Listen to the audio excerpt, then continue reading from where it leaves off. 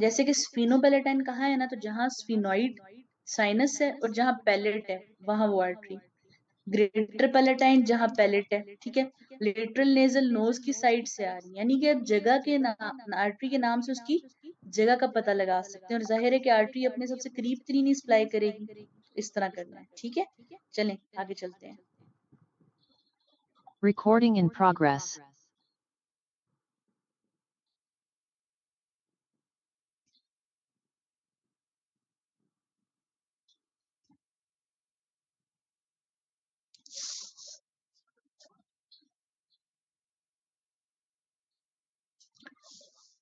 अच्छा, ये जैसे आर्टरीज की हम बात करते हैं, एंटीरियर पोस्टीरियर एथमोइडल आर्टरीज हैं, स्पिनोपेलेटाइन आर्टरी है, सुपीरियर लेबियल आर्टरी है। ये जो सब आर्टरीज हैं, ठीक है, तो ये सब जिस जगह पर मिलती हैं तो यहाँ पर एक एनास्टोमोसिस बनाती हैं, ठीक है। जहां भी ज़ाहिर डिफरेंट आर्टरीज मिलेंगी, क्योंकि ज़ाहिर डिफरेंट सिस्टम की आर्टरीज हैं। दो इंटरनल करोटिड से हैं, ये वाली इंटरनल करोटिड से, और बाकी एक्सटर्नल करोटिड की ब्रांचेस हैं। तो जहां ये मिलती हैं वहां पर ये एक एनास्टोमोसिस बनाती हैं। एनास्टोमोसिस का नाम तो केसलबैक प्लेक्सस है, आगे हम पढ़ेंगे, लेकिन जिस जगह पर करती हैं उस जगह का नाम लिटल्स एरिया है, ठीक है। और अगर आप इसको लोकेट करें तो ये नेजल सेप्टम के ऊपर एंटीरियरली और इंफीरियरली मौजूद है, ठीक है। एंटीरियरली और इंफीरियरली एरिया मौजूद है, यहाँ सारी वेसल्स एनेस्टोमोस करी, ठीक है। इसका एक निमोनिक है, ये मैंने यहाँ पर दिया, आप इसको देख सकते हैं, ठीक है। लेग्स सुपीरियर लेबियल आर्टरी के लिए, एंटीरियर थ्मोइडल के लिए, ठीक है। एंटीरियर के साथ आप पोस्टीरियर भी कर सकते हैं, ग्रेटर पैलेटाइन और स्फीनोपेलेटाइन, ठीक है। इसका रीजन लिटल्स इसलिए कि इस बंदे का नाम था, जैसे लिटिल स्टुअर्ट होता है ना, वैसे स्टुअर्ट के साथ लिटिल नाम था, बिल्कुल बंदे ने डिस्कवर किया था उसने इसको ये नाम दिया, ठीक है। अब इस एरिया की इंपॉर्टेंस ये है कि ये इतना वस्कुलर है, और दूसरी बात ये है कि ये अप्रोचेबल है, देखें बिल्कुल नोज के साथ। तो जो लोग नोज पिकिंग करते हैं, नाक में उंगली मारते हैं, खासतौर पे बच्चे, वो इस जगह को इंजर कर लेते हैं तो उनके नाक से ब्लीडिंग होने लगती है, ठीक है। और नाक से होने वाली ब्लीडिंग को हम मेडिकल टर्म्स में एपिस्टेक्सिस कहते हैं, ठीक है। तो लिटिल एरिया से ब्लीडिंग होने की वजह से एपिस्टेक्सिस होती है, इसलिए ये एरिया क्लिनिकली बहुत इंपॉर्टेंट है, ठीक है। एनाटॉमिकली भी क्योंकि एनास्टोमोसिस है, क्लिनिकली क्योंकि सिम्टम आते हैं, नोज से ब्लीडिंग होती है, नक्सीर आती है, तो इसलिए ये एरिया इंपॉर्टेंट है, ठीक है।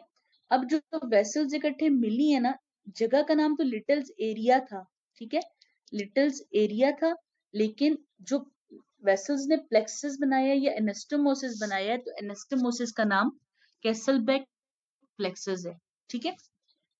तो ये आपने याद रखना है, ये क्या है, most common site of epistaxis या नेजल ब्लीडिंग है, ठीक है।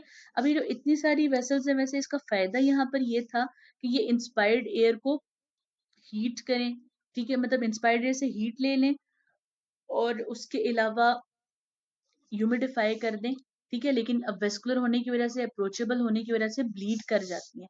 क्वेश्चन है कि इस एरिया से खून क्यों आता है गर्मियों में। होता ही है कि गर्मियों में ह्यूमिडिटी कम होने से खुश्की होती है, जो म्यूकस है वो ड्राई हो जाता है और इजीली क्रैक हो जाता है, और क्रैक होने की वजह से एपिस्टेक्सिस होती है, ठीक है। अच्छा, स्पिनोपेलेटाइन ब्रांच की वजह से एपिस्टेक्सिस या एनास्टोमोसिस की वजह से होता एनास्टोमोसिस में है, लेकिन ज्यादा कंट्रीब्यूशन स्फीनोपेलेटाइन का है, इसलिए स्फीनोपेलेटाइन आर्टरी को आर्टरी ऑफ एपिस्टेक्सिस कहा जाता है, ठीक है।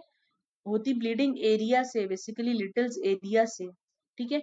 वहां ज्यादा जो सप्लाई है वो स्फीनोपेलेटाइन आर्टरी की है, लेकिन ये प्लेक्सस एग्जिस्ट करता है यहाँ पर और ब्लीडिंग की वजह बन सकता है।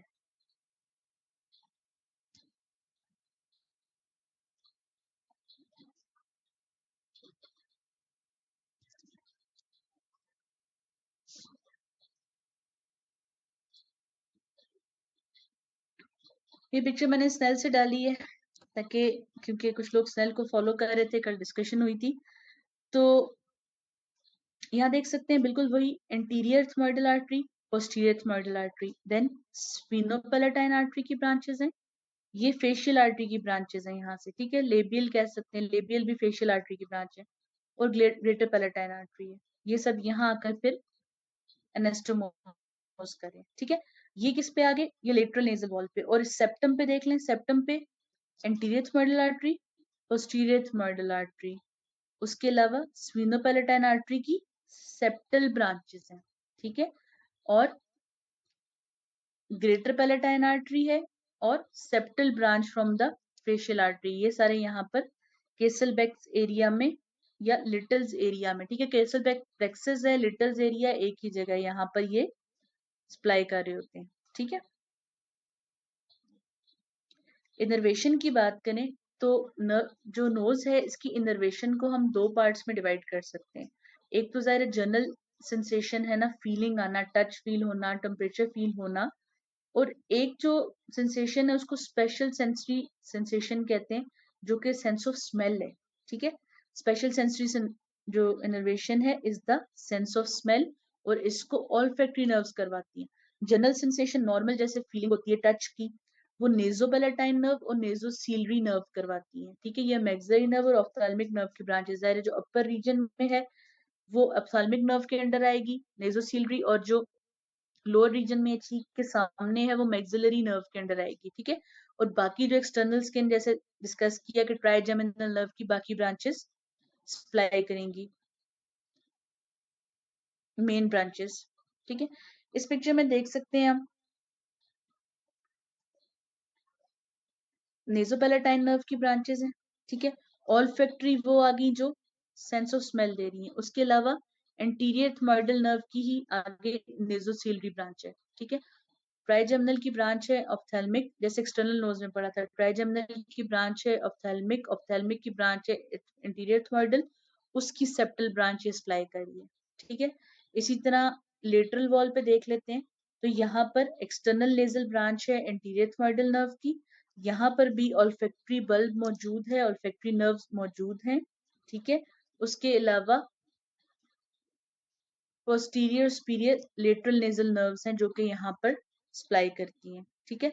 एग्जाम पॉइंट ऑफ व्यू से इंपॉर्टेंस इसकी है कि ये डायग्राम्स ड्रॉ करने के लिए आती हैं, वेस्कुलर सप्लाई और नर्व सप्लाई।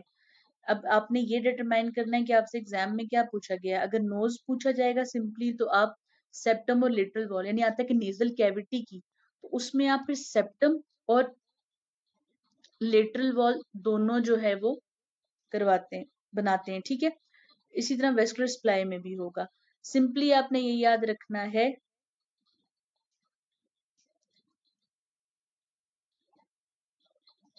कि ऑल्फैक्टरी नर्व्स जो हैं, ठीक, ऑल्फैक्टरी नर्व्स जो हैं वो अपर रीजन में लाई करेंगी, जैसे रीजन देखा था हमने, और यहाँ पर सेंस ऑफ स्मेल प्रोवाइड करेंगी। उसके अलावा जो बाकी सेंसेशन है उसको सप्लाई करने के लिए हमारे पास नेजोपैलेटाइन और नेजोसीलरी नर्व है, ठीक है। फ्रंट पे जो है वो नेजोसीलरी है, वही जिसको सेप्टल ब्रांच कहा है एंटीरियर थ्रोइडल की, और पीछे वाली नेजोपैलेटाइन नर्व है। देखिए ना, जैसे स्पिनोपैलेटाइन आती बिल्कुल उसी जगह से नेजोपैलेटाइन नर्व आ रही है। आर्टरी आती तो स्पिनोपैलेटाइन आर्टरी आती, यानी पैलेट और नोज के पोस्टीरियर एस्पेक्ट से, ठीक है।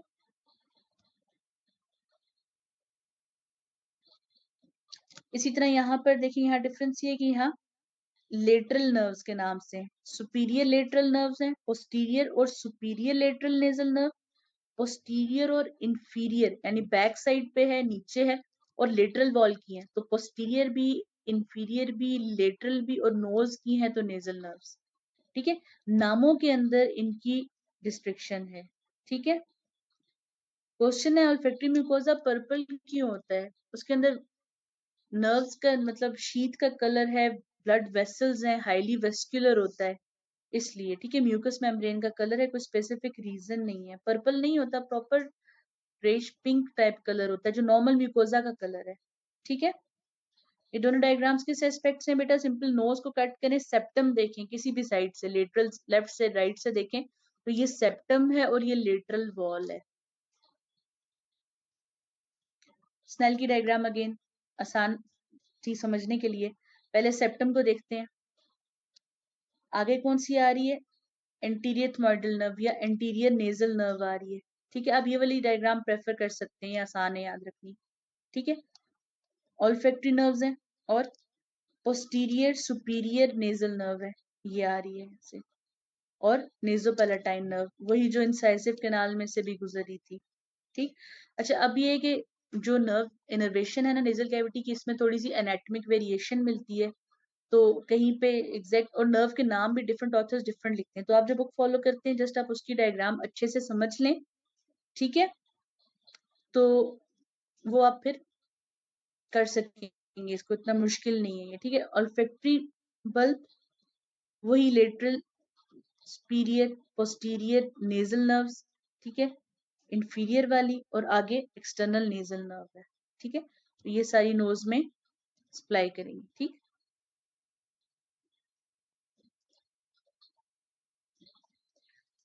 बात करते हैं पैरानेजल साइनसेस की। पैरानेजल साइनसेस हैं क्या? ये जो नेजल कैविटी है ना आपकी, जब ये डेवलपमेंट के दौरान इसने बोन्स को इन्वेड किया, फेस की बाकी बोन्स को, तो वहां पर इसने कैविटी जो स्पेसेस बना ली, उनको हम फिर पैरा, पैरा का मतलब होता है साइड पे, नेजल साइनसेस कहते हैं, ठीक है, कि नोज के साथ की साइनसेस, साइनस वैसे किसी भी डायलेटेड चीज को कहते हैं, चाहे वो वेन की ही क्यों ना हो, ठीक है, डायलेटेड स्ट्रक्चर को साइनस कहते हैं, ज्यादातर डिफरेंट जगहों पे डिफरेंट डेफिनेशन है, लेकिन यहाँ पे साइनस का मतलब डायलेटेड स्ट्रक्चर।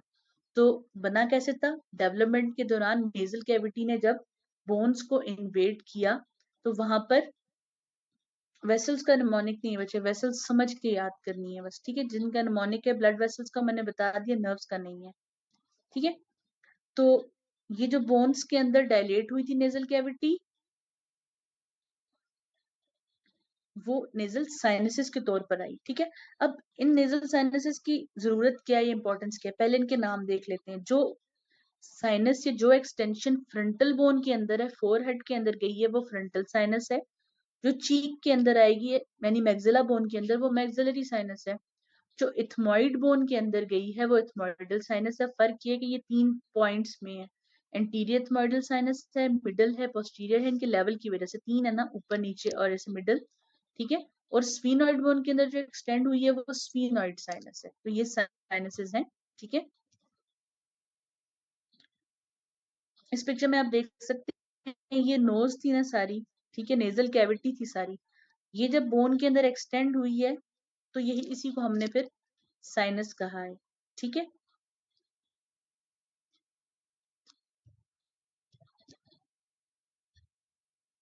पैरानेजल साइनसेस की जरूरत क्या थी, इसका काम क्या है?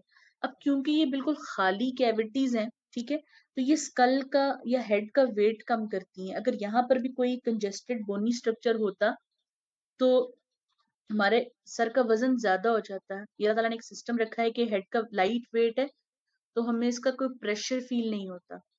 दूसरी चीज ये है कि ये आवाज की, ये पॉइंट पहले इंपॉर्टेंट है कि रेजोनेंस बढ़ाता है। आप देखें कि आवाज जब गूंजती है कहीं पे इको कर आती है तो बेहतर हो जाती है, ठीक है। तभी आपकी जब नोज ब्लॉक होती है, साइनोसाइटिस होता है, तो आपकी आवाज प्रॉपर नहीं निकल रही होती, क्योंकि ये साइनसेस ब्लॉक होती हैं। तो जब ये साइनसेस खुली होंगी, आवाज अंदर स्कल में, हेड में गूंज कर आएगी, तो प्रॉपर रेजोनेंट होगी, ठीक है।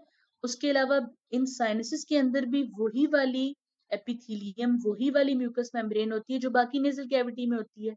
तो ये भी वही फंक्शन करते हैं कि इंस्पायर्ड एयर को साथ मिलकर ह्यूमिडिफाई करते हैं, उनका टेम्परेचर कम करते हैं। और क्योंकि ये सब मिलकर, जाहिर है कि जो भी म्यूकोजा होता है वो इम्यून सिस्टम का हिस्सा होता है, वो बैरियर होता है, उसके अंदर कुछ ऐसे सेल्स होते हैं जो बाहर के ऑर्गेनिजम्स को अंदर नहीं इंटर होने देते। तो जाहिर है कि अगर एक नेजल कैविटी का एरिया नेजल साइनसिस की सूरत में बढ़ जाता है, तो इम्यून डिफेंस भी तो स्ट्रांग हो जाएगा ना, तो ये नोज का इम्यून डिफेंस भी बढ़ाती है, ठीक है। ये जो पिक्चर आपके सामने है, इस पे ग्रीन या 1 जो है ये फ्रंटल साइनस है, 2 पे इथमोइडल साइनस है, ठीक है, 3 पे स्फिनोइड साइनस है, और 4 पे मैक्सिलरी साइनस है, ठीक है। फ्रंटल साइनसेस की बात करते हैं, तो फ्रंटल साइनसेस दो हैं जैसे आपके सामने, ठीक है। फॉरहेड पे लोकेटेड है, सबसे सुपीरियर है, सबसे ऊपर है, और ट्रायंगुलर है, ठीक। इनकी ड्रेनेज कहाँ होती है? हमने पढ़ी थी कि इनकी ड्रेनेज जो है वो मिडल मिएटस के अंदर होती है, ठीक है। अब क्योंकि ये फॉरहेड का रीजन है, और हमें याद है कि यहाँ पर कुछ नर्व्स थी जो ऐसे जा रही थी, कौन सी थी? सुप्रा ऑर्बिटल नर्व थी जो यहाँ पर इनको सप्लाई करेगी। अब इनकी इंपॉर्टेंस ये है कि जब कभी साइनोसाइटिस होता है, इन साइनसेस की इन्फ्लेमेशन होती है, तो इसकी वजह से एक हेडेक होता है, यहाँ पर इस जगह पर दर्द होता है, जिसको फ्रंटल हेडेक कहते हैं। ये इसकी इंपॉर्टेंस है, ठीक है। अगली जो टाइप है साइनसेस की, उसको स्फीनॉइड साइनस कहते हैं। देखिए स्फीनॉइड बोन के अंदर एक बड़ी सी कैविटी है, इसका नाम स्फीनॉइड साइनस है, ठीक है। ये भी आकर ये कहाँ ड्रेन होती है, ये जो सबसे ऊपर वाला मिएटस था ना, सुपीरियर कॉन्का के ऊपर वाला, उसके अंदर आकर ड्रेन होती है। और इसके अलावा इसकी इंपॉर्टेंस ये देखें कि इसमें इसके ऊपर जो जगह है ना, ये इसका नाम है हाइपोफिजियल फोसा। इस फोसा के अंदर हमारा पिट्यूटरी ग्लैंड होता है, जिसको मास्टर ग्लैंड कहते हैं। और पिट्यूटरी ग्लैंड के ट्यूमर्स को असेस करने के लिए नोज से जाकर, स्फीनॉइड साइनस से जाकर एंडोस्कोपिक सर्जरी की जा सकती है, ठीक है। तो ये इसकी इंपॉर्टेंस है, यानी जितनी ये साइनसेस हैं, एक तो ये सारे फंक्शंस प्रोवाइड करनी है आपको, स्कल का वेट कम करनी है, आपकी आवाज की रेजोनेंस बढ़ानी है, इम्यून डिफेंस बढ़ानी है, टेम्परेचर और ह्यूमिडिटी कंट्रोल करनी है। उसके अलावा ये एक पाथवे प्रोवाइड करती हैं, ठीक है, कि पिट्यूटरी ग्लैंड तक एक्सेस किया जा सके। इम्यून रिस्पॉन्स ऐसे बढ़ता है बच्चे, देखो अगर एक स्ट्रेट लाइन में म्यूकोजा था, म्यूकोजा हर जगह म्यूकोजल बैरियर लिखा होता है, क्यों? क्योंकि म्यूकोजा जो है वो चीजों को पास नहीं करने देता, ऑर्गेनिजम्स को, स्ट्रक्चर्स को। अगर नेजल कैविटी पैरानेजल साइनसेस की वजह से म्यूकोजा बढ़ जाएगा, म्यूकोजा का एक्सटेंट बढ़ जाएगा, तो ऑटोमेटिकली इम्यून डिफेंस भी बढ़ जाएगा ना, ठीक है। इस तरह स्पिनोइडल साइनस बेटा मैंने जैसे बताया कि सुपीरियर टू सुपीरियर कॉन्का जो स्फीनोएथमोइडल रिसेस है, उसमें जाकर ड्रेन करते हैं, ठीक है, तभी इसका नाम यही है, ठीक है, स्फीनोएथमोइडल रिसेस। तो 4 मिएटिस बताए थे ना, जो उसमें सबसे ऊपर वाला है वो।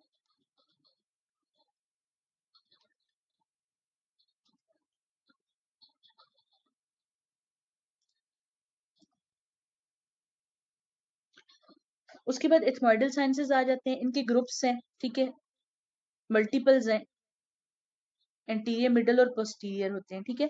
अब जो इनके एंटीरियर और मिडल ग्रुप में बहुत ज्यादा डिटेल में इसलिए नहीं गए, जस्ट इतना ही काफी याद रखना कि एंटीरियर और मिडल जो है वो ड्रेन करेंगे आकर मिडल मिएटस के अंदर, ठीक है। और जो पोस्टीरियर वाला है, पोस्टीरियर ग्रुप जो सिंगल एक रह जाएगा, वो ड्रेन करेगा सुपीरियर मिएटस के अंदर, ठीक है। यानी जो इसका पोस्टीरियर ग्रुप है वो सुपीरियर मिएटस के अंदर ड्रेन करेगा, जो एंटीरियर और मिडल ग्रुप्स हैं इसके, वो मिडल मिएटस के अंदर ड्रेन करेंगे, ठीक है।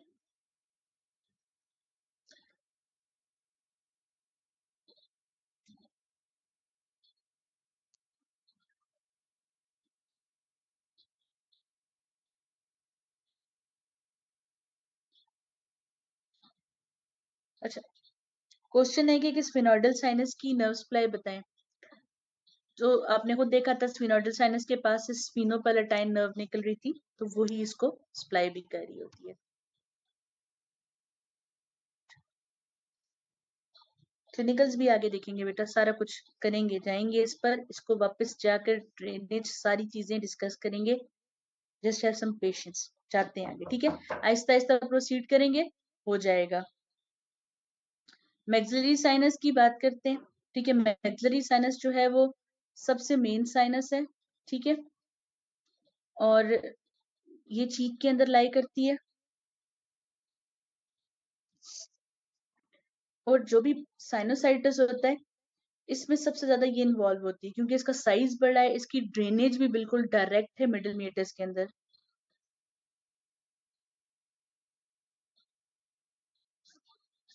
ये कहाँ के ड्रेन होगी? मिडल मिएटस के अंदर और हाइटस सेमिलुनरिस के अंदर।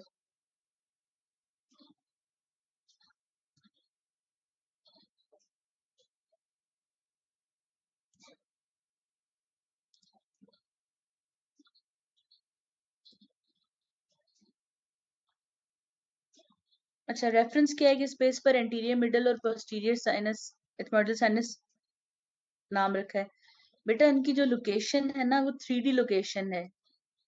अभी 2D पिक्चर में मैं आपको बता नहीं सकती, लेकिन जस्ट लाइक देखें कि 3 अगर चीजें मौजूद हैं,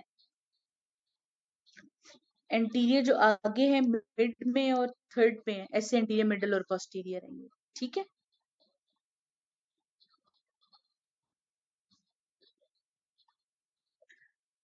क्लिनिकल्स की बात करते हैं। कॉमन कोल्ड या राइनाइटिस, देखिए राइनो वर्ड जो है ना बच्चों ये नोज के लिए है, तो जहां भी राइनो से रिलेटेड वर्ड आएगा इसका मतलब है कि नोज से रिलेटेड। ITIS जिसमें भी सुफिक्स आ जाता है, एंड पर आ जाता है, उसका मतलब होता है इन्फ्लेमेशन, यानी नोज की इन्फ्लेमेशन। लेकिन नोज में किस चीज की इन्फ्लेमेशन होगी, ठीक है, नोज की जो इन्फ्लेमेशन है वो क्या है, कॉमन कोल्ड या नजला जिसको कहते हैं, ठीक है।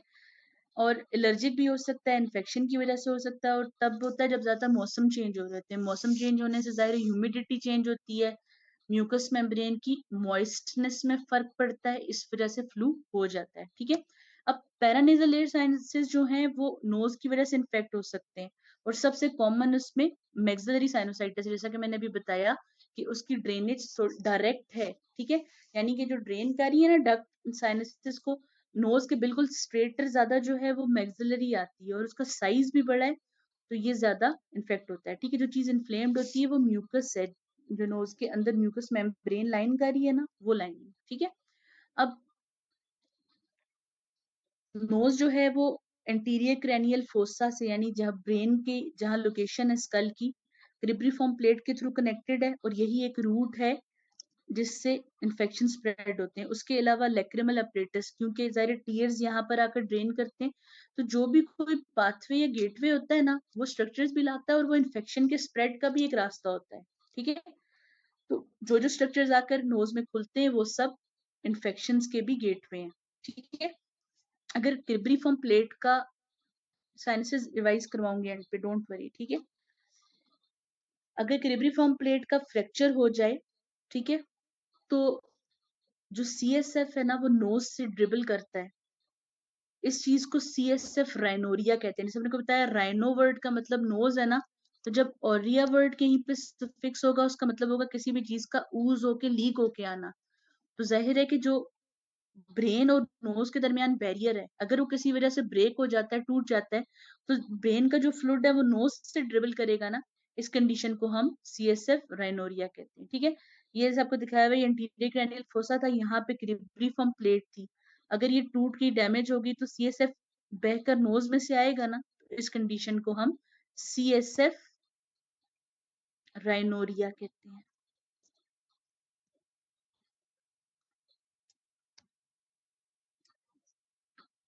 अच्छा, अब अगर मल्टीपल इन्फेक्शन होंगे, बार बार नोज की इन्फेक्शन होगी, तो जो म्यूकोजा है वो इन्फ्लेम्ड हो जाता है, और जाहिर है कि नोज में जब इंटर होते हैं सबसे पहला इनकाउंटर इंफीरियर नेजल कॉन्का के साथ होता है, तो ज्यादातर उसी का म्यूकोजा हाइपरट्रॉफी होता है, ठीक है। और ऐसे में क्या सिम्टम्स आएंगे, स्नीजिंग, छींकें लगती हैं, नोज ब्लॉक हो जाती है, और वाटरी डिस्चार्ज आता है नोज में से। उसके अलावा कुछ चीजें जैसे एनोस्मिया का मतलब है स्मेल का लॉस हो जाना, ज्यादातर एज के साथ होता है, ठीक है। सेंस ऑफ स्मेल जब आप टेस्ट करते हैं ना, दोनों नॉस्ट्रल्स में अलग अलग करते हैं, यानी एक साइड से नोज पिंच करके बंद करते हैं दबाकर, दूसरी साइड पे चीज को स्मेल करवाते हैं, ठीक है।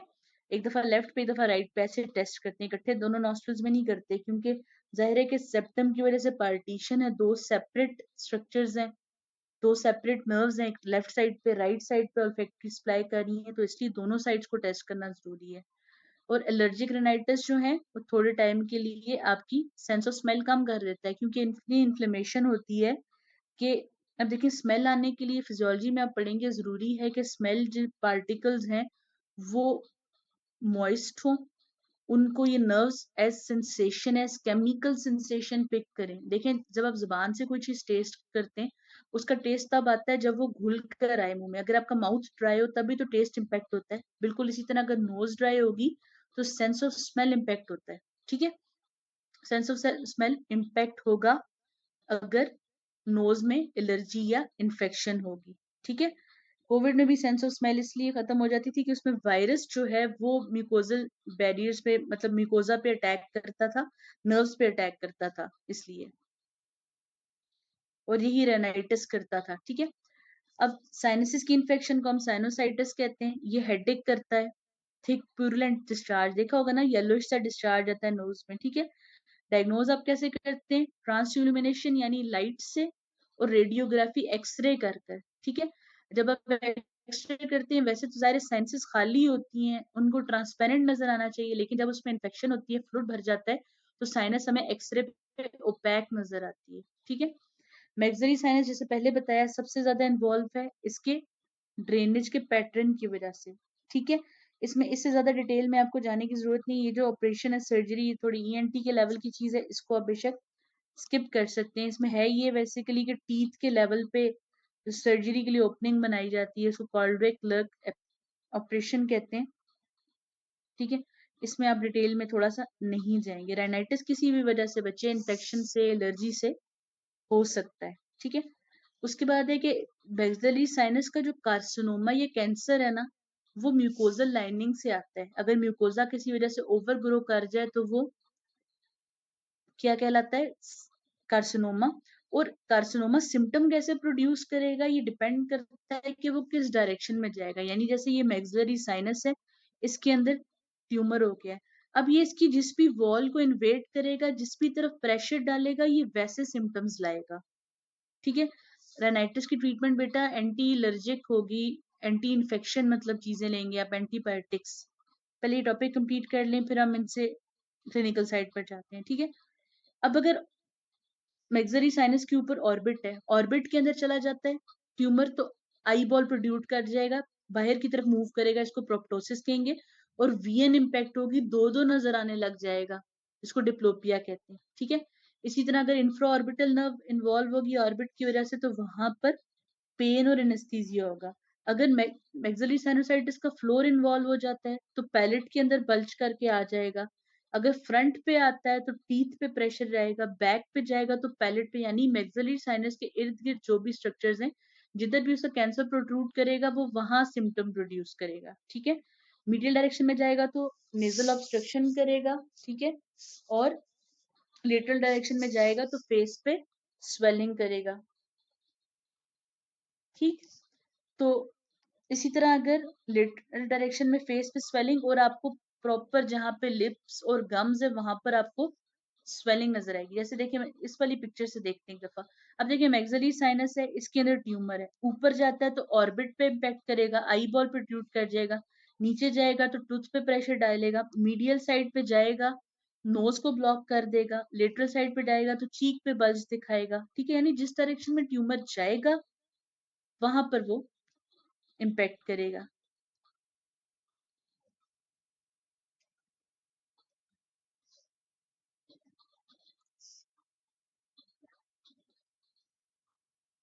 ठीक है, फ्रंटल साइनोसाइटिस और इथमोइडाइटिस जो है ये क्या कर सकता है, आईज का भी एडीमा कर सकता है, आईलिड्स का, क्योंकि यहाँ पर जारी इनकी ड्रेनेज है, ठीक है। इथमोइडल साइनस का पेन जो है वो फोरहेड पे भी आता है, क्योंकि इनकी नर्व सप्लाई सेम है, ophthalmic division of the trigeminal nerve.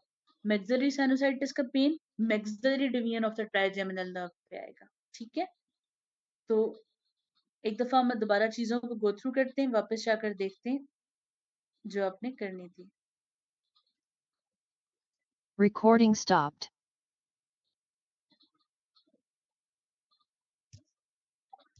Diagrammatic representation मांगी है अपने म्यूकोजा की। म्यूकोजा जो है वो आपको हिस्टोलॉजिकली नजर आएगा, एनाटॉमी नहीं, मैं नहीं आप इसको बता सकते।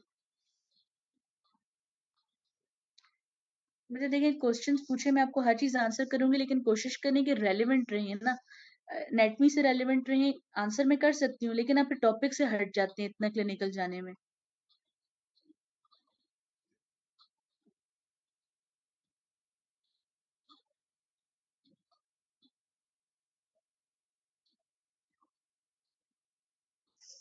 इस पिक्चर में देख सकते हैं आप कि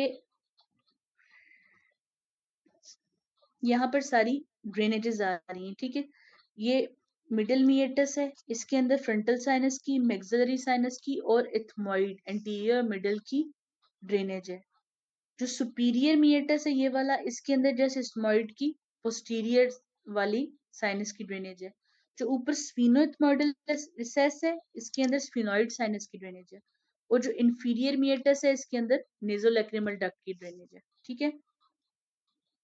जब तेज सांस लें तो नोज में कूलिंग सेंसेशन कौन सी नर्व करती है, कूलिंग सेंसेशन नहीं होती, वो ह्यूमिडिटी बढ़ जाती है एयर की, और मॉइस्ट ज्यादा किया जाता है ताकि उसको जल्दी से इनहेल कर सकें, ठीक है। तो वो जो जनरल सेंसेशन वाली नर्व्स है ना, नेजोसिलरी नेजोपैलेटाइन, वो करती हैं ये काम, ठीक है।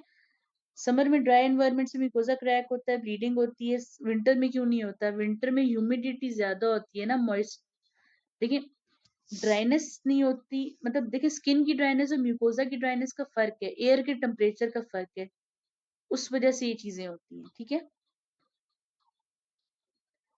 ऑल्फैक्टरी म्यूकोजा हिस्टो में फिर होगा वो, यहाँ पे नहीं है।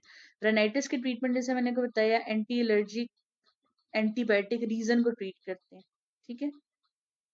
ऑल्फैक्टरी म्यूकोजा की लोकेशन बेटा, जहां पर ऑल्फैक्टरी सारा रीजन है ना, वहां का सारा म्यूकोजा ऑल्फैक्टरी, यानी नोज की इंटरनल लाइनिंग सारी म्यूकोजा है ना, जो ऊपर वाला रीजन है ना जिसके अंदर नर्व्स एम्बेडेड है, उसको ऑल्फैक्टरी म्यूकोजा कहा है, ठीक है।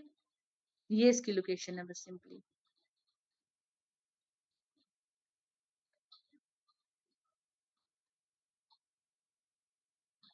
मैग्जिलरी साइनस किस में ड्रेन होती है? दो टर्म्स बोली थी, that were not in the figure. Maxillary sinus जो है वो सेमिल्यूनर हाइटिस बताया था, उसके अंदर ड्रेन होती है, वो वहां लिखा हुआ है। केएलएम के क्लिनिकल्स, केएलएम के क्लिनिकल्स चलो ठीक है देख लेंगे, लेकिन ज्यादातर क्लिनिकल्स ये वो हैं जो हर बुक में होते हैं, वर्डिंग डिफरेंट होगी लेकिन चीजें यही हैं, इसलिए भी फॉलो कर रहे हैं। इससे स्नेल के भी कवर हो जाते हैं, क्योंकि क्लिनिकल एस्पेक्ट वही है, वर्डिंग का डिफरेंस होगा। लेकिन अगर आपको कोई चीज नहीं समझ आती तो आप मुझे व्हाट्सएप कर सकते हैं, ठीक है। व्हाट्सएप में मुझे या डॉक्टर वहाब को आप मैसेज करके पूछ सकते हैं, डॉक्टर हुदा को पूछ सकते हैं, आपके जो कोऑर्डिनेटर्स हैं आप ग्रुप में मैसेज करें, पूछे मुझे ये चीज नहीं आती, वो हम कवर कर लेंगे, ठीक है। जहाँ बेस्ट लिखा होगा, बेसिकली आप लोग डिफरेंट यूनिवर्सिटीज से डिफरेंट सिस्टम्स के अंडर पढ़ रहे हैं, तो हमारी कोशिश होती है ऐसा लेक्चर हो जिसमें मैक्सिमम एस्पेक्ट्स कवर हो। अब इसकी हेडिंग्स देखिए, इसमें तकरीबन हर चीज कवर की है हमने, ठीक है। तो जो चीज रह जाएगी वो आप लोगों ने खुद फिर पूछनी है, इसलिए आपको ऑप्शन दिया है कि आप जब चाहे मैसेज करें, चीज व्हाट्सएप करें पिक्चर और पूछें, ठीक है। नोज की स्किन देखनी है,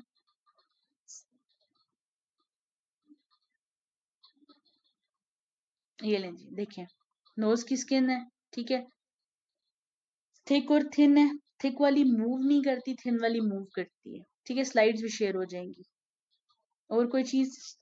टॉपिक बीडी से ही करना है जी, अगर आपकी यूनिवर्सिटी में आपके कॉलेज में बीडी फॉलो होती है तो वहां से कर लें, ठीक है। उसमें कुछ चीजें कम है, नर्व्स डायरेक्ट डायरेक्ट लिखी हुई है, एक्सप्लेनेशन नहीं है वो, लेकिन वो लेक्चर से आपको मिल जाएगा। एला पे जो स्किन है ना बेटा, वो सामने लिखा हुआ है, वो थिक है। एला खुद मूव करेंगे, उसके ऊपर से स्किन अलग से नहीं मूव करती। आप फिंगर्स में डार्क पर्पल बेटा सिर्फ प्रोमिनेंट करने के लिए बताया हुआ है, कोई और चीज नहीं है ये। चलें, ठीक है बच्चों, टिल नेक्स्ट टाइम ये चीजें प्लीज साथ साथ कवर करिएगा ताकि हमें डेली पढ़ने का फायदा हो। ये पढ़ कर आइएगा, कल ओरल रीजन करेंगे, उसमें फिर जो इंसाइसिव कैनाल को दोबारा देखेंगे, इस तरह पैलेट के सूरत में चीजों को रिलेट करेंगे, इस इनको पढ़ेंगे तो फिर आप अगली चीजें, सीक्वेंस जो है ये इसलिए बनाया है कि आप लोग देखेंगे फेस के बाद जो है वो, आज हमने नोज पढ़ी है, नोज के बाद ओरल रीजन है, फिर आई है, ईयर है, ये सब चीजें आपस में सीक्वेंस से प्रोसीड करने के लिए। अगर आप लोग पढ़ेंगे तो ही बेहतर हो सकेगा आप लोगों के लिए, ठीक है। सुन लेने का फायदा नहीं जब तक याद ना रहे। बेटा स्केड्यूल ग्रुप में आया हुआ है, जिससे लेक्चर्स कर रहे हैं, पहले दिन ही हमने शेयर किया था, दोबारा करवा देती हूँ, ठीक है बेटा। ओके, अल्लाह हाफिज।